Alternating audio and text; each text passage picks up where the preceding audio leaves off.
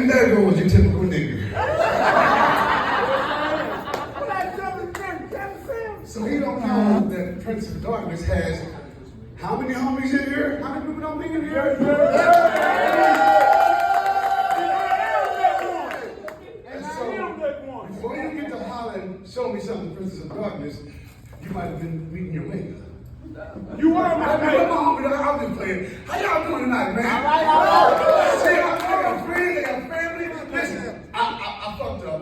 I fucked up, and I need to apologize to every person in here because when I'm 59 years old, and I used to get really pissed because white people should always say this: "Well, all white people look alike."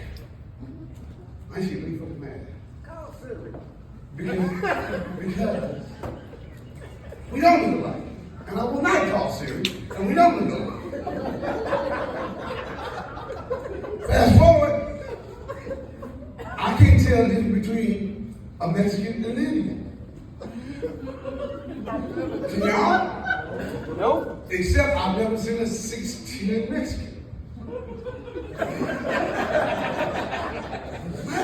So anyway, my dad, I got ADHD, and for those of y'all who don't know what that is, or what it feels like, it's like, you white folks know this, it's like having a gerbil on a wheel that just keeps going and going and going and going and going and going and going and going. My mind never stops. And it's almost like my gerbil, when he gets off the wheel, his hands just keep on going and going. So my brain never stops, ever. Never, ever, ever, ever.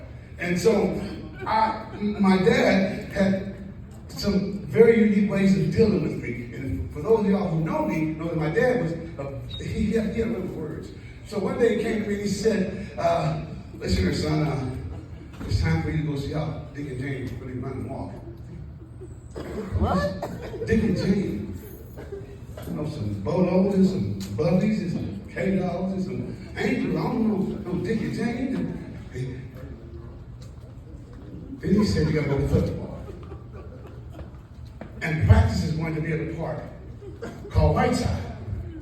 Right down here on 51st, yeah, Whiteside. Yeah. So I go to white school, and I immediately realized that white women and black women are just the same, except they do things different. Yeah, white women and white women. It's almost like this. They put out rules, right? They got rules and they put out rules, right? If you argue with a white woman, you get 3 timeouts, you get a halftime. It's almost like this. When you argue with a white woman, it's like playing Jeopardy, like. You get what I'm saying, right? But arguing with a black woman, she asks you a question, it's like Family Feud. Let everybody get an answer, cuz. I was like, get out of here. You know what I mean? And I feel so sorry for the white kids too, man, because a part of the rules is white people don't argue in front of their kids. They say they go to bed. And then, little Timmy gets fucking waving the money. Mom, where's that? Timmy, Dad, how do you? Wasn't my fault to cut the grass. I was going to do it today, Mom. Oh my God. So they go to therapy, right? Now in the black house, see, they know exactly when and why and who's going to leave. The mom baby better get your shit and get out. Go get your daddy's suitcase. If you really want to know, I'm telling y'all, if you really want to get the true answer, find the youngest kid, and this is what you do. She says, what happened? Her kicked him out. And you gotta make sure you're still in level. What him do? Him cashed out that lady that money. Ooh. Was him white bad? Her kicked his black ass out. Yeah. So I fucked up another time. I'm married, but I thought was a white woman. Do y'all know, just like gays and lesbians feel a certain way inside, do y'all know that there's white women out here that actually feel black inside? Yeah, well I got one. But I was fooled me, because when I met her, her first name was Snow. And I'm like, oh, well, shit, this must be my lucky day. Yo, it's snow. And we get married, your last name is going to be White. Stevie. Wrong. I did have a Disney character, though. Y'all even let me finish. Black Beauty. Because we went to a tan salon, right? And there's a certain thing that black women will say to you, or just remember that. Certain things black women will say to you that white women don't. But leave one back over there. It was a tan salon, right? And she was like, hit the button. I guess the people in the tan salon knew she couldn't tan, so they're like, oh, just go on there, hell, see you later.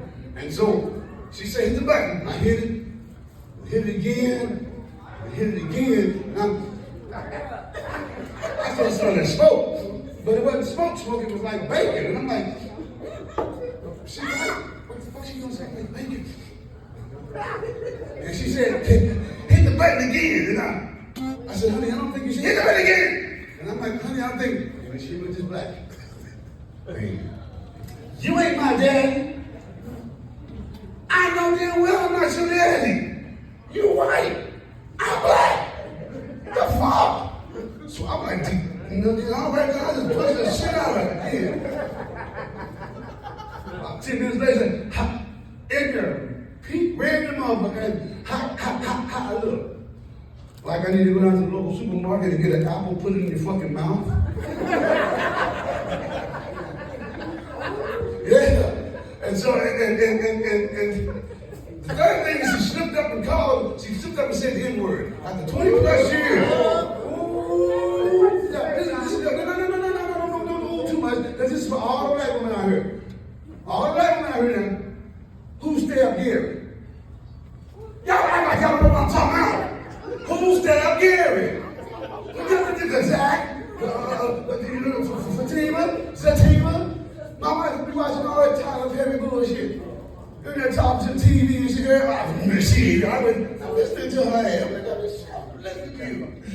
And we just happened to be talking one time, and she was talking, we was talking, she was talking, we was talking, and all of a sudden we talking, she's like, nigga, please. I'm sorry, no more Tyler Perry much for 2 more months. Damn right. Yeah. So that's how that go. And before I get off this stage, I gotta tell you something. Like, my mom, black mothers will hit you and dare you to cry. That's right. I mean, dare you to cry. And one time, again, remember, I was 18. My mama hit me in the head with a cast iron skillet. And I thought I was dead and married. I'm like, what the fuck is this? She don't have Dad. A month later, I dropped that same cast iron skillet above the door. She walked in, I thought I was a cathedral. That cast iron skillet, I was the shit out of her. And I'll never forget this on a Monday. Ow, this is all I did. Was said, I walked up to her and I said, don't cry. Next thing I know, I was getting ready for fucking church. She was almost fucking successful. So, how many of y'all with this? My father-in-law, my mother-in-law passed away about, I don't know, she was a Karen. And for y'all white ladies and people who don't know what a Karen is, ask the next black person sitting next to you 3 rows down. Anyway, she was a real Karen. And we went to the Holy Land for a family function to get away. That's beautiful. You get to feel the spirit. And, well, she passed away. And I'm like, fuck, man. The kids were sad. And they told him, well, sir, we can bury her here for $150. Or you take it back to the States, and the kids call and like, well, it's gonna get like $6,000, take it back to the States. And he contemplated a little bit, and then he said, well, you know what? Fuck it, take it back to the States. And I'm thinking, why would you do that? Exploitation? Sure, tell me.